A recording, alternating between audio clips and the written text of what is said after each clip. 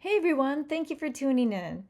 Today I'm going to be arranging a bridal bouquet and a groomsman boutonniere using the color scheme of navy, grays, and blues. So I'm having fun doing these series where I tie in the bridal party with the bride and groom's bouquets. So it's kind of like a part one of two. So this video is going to be putting together the bridal bouquet. Like I said, basing this off of the color scheme of blues, grays, navies, working in those tones. So I'm going to make a white teardrop styled bouquet with a touch of navy in it. So I start off by setting my parameters, and I'm using these white roses. I have a little bit more detailed white roses that I'll be putting on a higher platform. So while these are kind of working as like a focal flower, it's more of an underlined setting the parameters type of flowers. So I do want it to dip out the front for that teardrop shape, and I do need to balance it a little bit in the back. So I pull the roses a little bit higher in the back as well. And I did get all these flowers that you see here from Hobby Lobby, shameless plug. I'm adding a few of my own that I had around here, but the bulk of them are from Hobby Lobby. So there you go. I set the parameters for the bouquet itself, and now I'm using these wonderful white anemones. I love this flower. I love the dark center.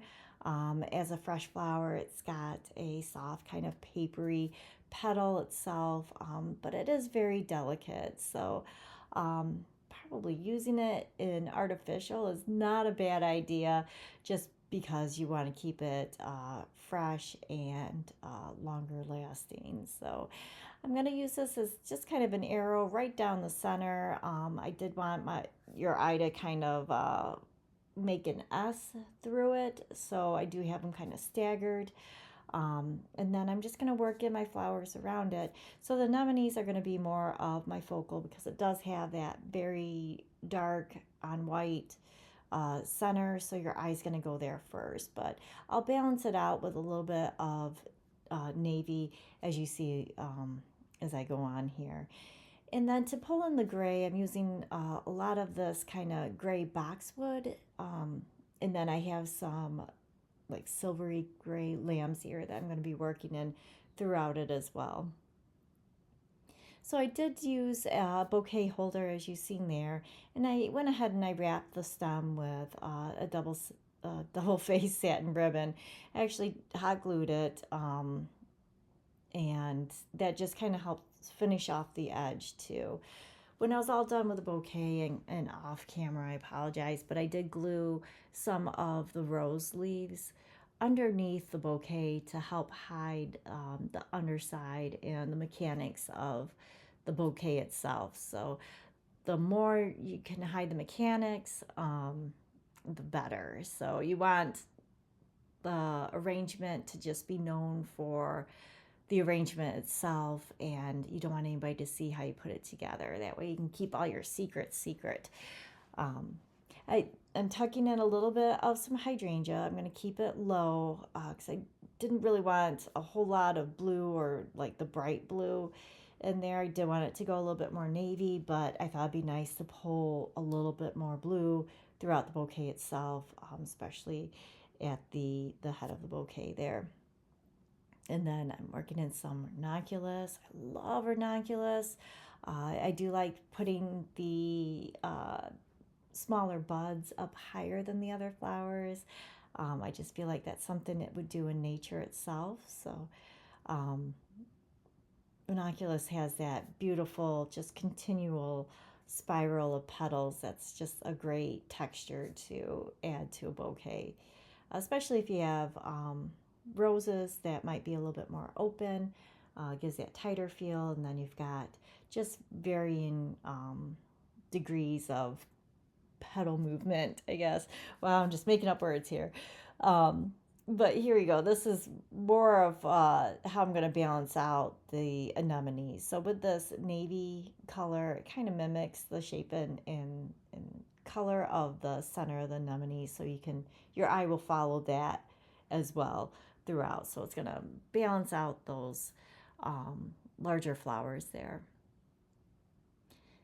When adding artificial stems into a smaller foam or bouquet holder, you have to be cautious of how many stems you put in and if the foam's actually going to grab it. So these mums had like a fatter stem to it, and I was a little bit afraid that it's just shoving the foam aside rather than allowing the foam to part for the stem, which this sounds totally nuts, but I guess like if you're to hammer a nail into a piece of wood, it's pointed and it's going to work its way into the wood, like dispersing the wood out of the way, as opposed to something if it was flat at the bottom and you tried to hammer it in, it's just going to push the wood down rather than around it.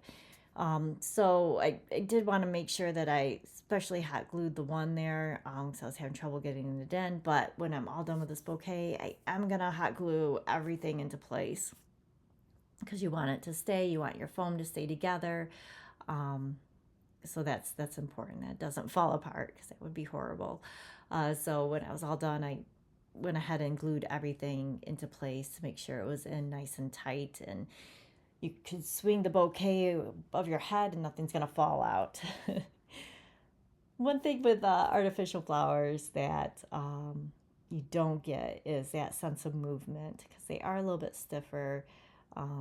So by adding something that's going to sit above the rest, rather it be like some kind of filler flower, sticks, feathers, greenery, if you can get that sense of movement into the bouquet, it gives it a little bit more life to it and makes it look real.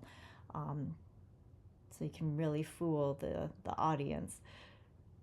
I'm working in a little bit of the lamb's ear.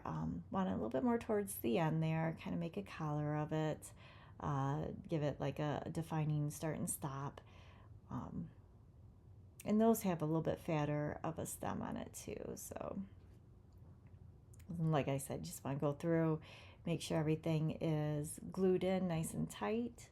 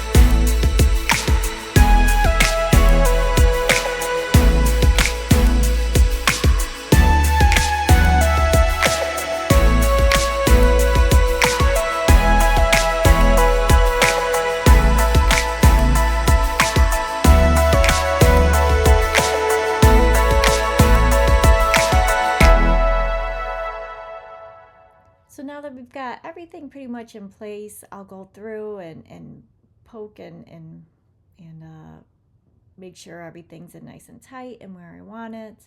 I might tuck in a little bit more. I did remove that pink from the hydrangeas there. But yeah, always fluffing. And I will finish off that underneath, make sure all the mechanics are hidden. And there's the bridal bouquet. And now we'll move on to the groom's boutonnière. So I'm going to use a white rose, and then to bring in that touch of navy, I'm going to use a sprig of the mums there. And the greenery that I'm using is going to be some asparagus fern, and I'm going to elongate the stem on those. So I just kind of bend a wire in half. This is floral wire. I think it's a 26 gauge that I have. I would use like a 24, 22. And there's a link in the descriptions for tools and wire and such. So the lamb's ear did not have much of a stem to grab a hold of, so you can just simply trim that up and around, giving myself a little bit of something to grab a hold of with the wire there, and then just wrap it nice and tight around itself and cover it with some wax floral tape so that the wire is hidden and nobody's going to get poked by the wire. And then after that, it's just a matter of putting everything together. The mum itself had a nice long stem. I really didn't want to bulk it up with any more wire on there. And just do a little touch of color off the top. Always put the light colors on the bottom, dark colors on top, and smaller flowers on top as well. So I'm going to line a little bit of that lamb's ear behind the boutonniere, give it a nice backdrop, and then just kind of finish it with the asparagus fern around the outside. Then I hold everything nice and tight with the wax floral tape. And I usually like counting about 3 to 4 fingers down from the base of the rose, but I went a little bit further so that I can do this trick and just give it a little curl at the end. It's kind of a nice little finishing touch that you can do, or you could just cut it nice and straight. And then I like adding 2 boutonniere pins. That way, if it's too top heavy to stay upright, you can use the second pin to hold it down. But there we go. Made it all the way to the end. Bridal bouquet and matching groom's boutonniere. Thank you so much for watching.